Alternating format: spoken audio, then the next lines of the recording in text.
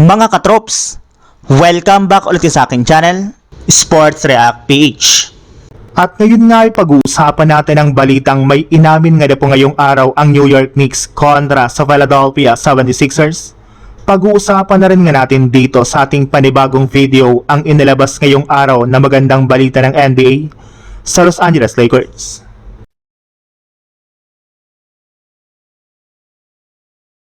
Simula nga po nang makabuo ang Philadelphia 76ers ng isang legit na super team sa loob lamang ng isang offseason, ay may ilang mga analyst na nga po ang nagsabi na ito na nga po ang maituturing na team to beat next season sa Eastern Conference. Kumpara nga po sa ibang mga kupunan dito, sila nga po ang may pinakatalentadong starting five. Kaya maging ang ating defending champions nga po na New York Knicks ay nagsimula na rin naman nga pong mabahala sa lakas ng lineup ngayon ng Philadelphia 76ers. Mismong ang head coach na nga po ng Knicks na si Mike Brown ang nagsabi na isa nga po sa mga teams na paghahandaan nila ng todo sa pagsisimula ng bagong season ay ang 76ers.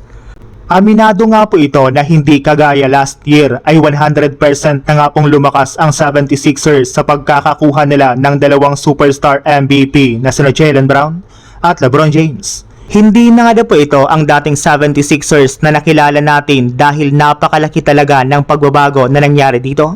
Kaya kahit anuman nga po ang mangyari ay kailangan nilang makagawa ng paraan at bagong estratehiya upang masabayan at mahanapan nila ito ng kahinaan dahil kung hindi ay posibleng hindi muli makaapak pa ang Knicks sa NBA Finals sa susunod na taon.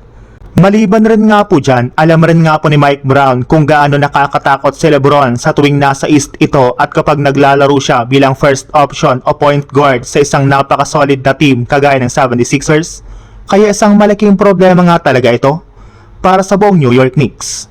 Samantala, pumunta naman tayo sa ating sunod na pag-uusapan sa inilabas ngayong araw na magandang balita ng NBA sa Los Angeles Lakers. Ibinulgar na nga po sa wakas kahapon ng NBA ang kanilang full schedule para sa darating na 2026 to 2027 NBA season. At dito nga po ibinulgar na ang unang game ng Lakers sa regular season ay kontra sa Golden State Warriors na gaganapin sa October 22 sa lugar ng Los Angeles. Bukod rin nga po dyan, magkakaroon na rin naman nga po ang Lakers ng Christmas game laban sa Philadelphia 76ers sa pagbabalik ni LeBron. At kasabay nga po ng paglabas ng game schedule ng NBA, ay marami nga po ang nakapansin na sa unang pagkakataon sa nakalipas na 8 taon ay hindi sila magkakaroon ng opening game sa regular season.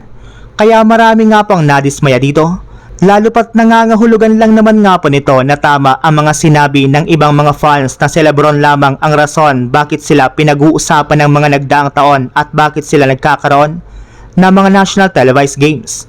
Pero isang magandang pahiwatig rin naman nga po ito sa team lalo pat sa pagkawala nga po ng hype at pressure na dala ni LeBron ay mas makakagalaw na nga po ng maayos ang kanilang team at ang lahat ng kanilang mga players.